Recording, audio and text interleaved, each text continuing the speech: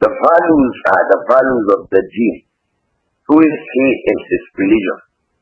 But you should start from these first ones if it is about marriage. A woman wants to marry a man. Does she find him attractive? Does he find her attractive? This is the reason the Sharia proposes looking at one another. And the Prophet actually said it. When you look at yourself, it encourages you to proceed upon marriage. The basic law starts. Imam Ahmad ibn Hanbal actually encourages. Before you start proposing sending khitbah, look at her first. So that if she is not basically attractive, then set it aside. But if she's attractive, you have started naturally. You started the journey naturally. She has a look, the look of a wife that you will desire.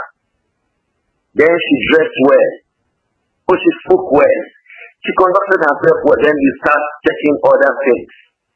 Whether she is conscious of her deen, she fears Allah, she fulfills the obligations of Allah, she responds properly when she's advised, she's mannerly. Her mother is a righteous person, because this one affects women a lot, oh brothers. The mother of the wife you want to marry affects her a lot. You will only know that after 20 years in marriage. You see your wife behaving exactly like her mother. The woman is most likely going to take after her mother. So one of the places to dig is check the mother, check that mother. Who is she? If she's a righteous, good person, or she has basic good traits like honesty, like devotion to marriage. So women, mamas, they are not so learned in the religion, but they are devoted to their marriage and to their husbands. Marry the women of people like that. Women whose mothers are devoted to marriage, those sisters are more likely to be devoted to your marriage than those ones. Some of the brothers is jilbab, that's your problem.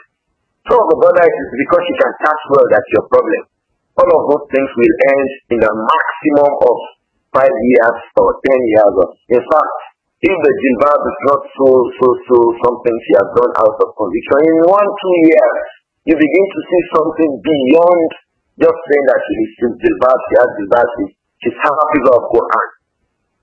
Some of the people have not memorized the Quran to become righteous people memorizing the Quran. So they yes memorize the Quran, but where is the righteousness? Where is the character? Where is the nobility? Where is the good conduct and courage? Where is it? After memorizing the Quran, where is it? The same thing applies to men. It's not just about the jihad, it's not about his car. Of course, the day a man is coming to ask to marry you, he's going to wear it. In fact, if he doesn't have a car, he can come in a car. He's going to show to guarantee you that he can take care of you.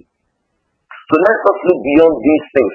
A man whose father is devoted to marriage is likely to be devoted to marriage. Most young people, males, take after their fathers. So if you have a man who cares for his family, who takes care of his family consciously as a religious duty, his children are likely to do that too. So on both sides, look beyond chatting, look beyond Facebook photographs, look beyond those short messages. My goal in marriage, and then she begins to speak grammar and write grammar of 1 paragraph or 2 paragraphs. Look beyond all that. So the values in marriage that the woman should look at, the first value is the look of the man, then or his conduct, then his background, then his deed. All of these are things of value. Of course, then the job from which he earns. So the women, all that concerns them is that let the man be highly earning. The Bible mentions it as a first condition. My husband must be rich. I am sure that you know that richness does not guarantee you success in marriage. It does not even guarantee you that you will enjoy that comfort you think you are looking for from a rich man. It is good that a woman marries someone who is rich after all these other qualities. But if the only quality she seeks in a man is that he is rich, I am sorry for such a decision. May Allah protect us all. Allahu Alam, these are general values. Perhaps in the discussions about marriage, these kinds of values will be highlighted again.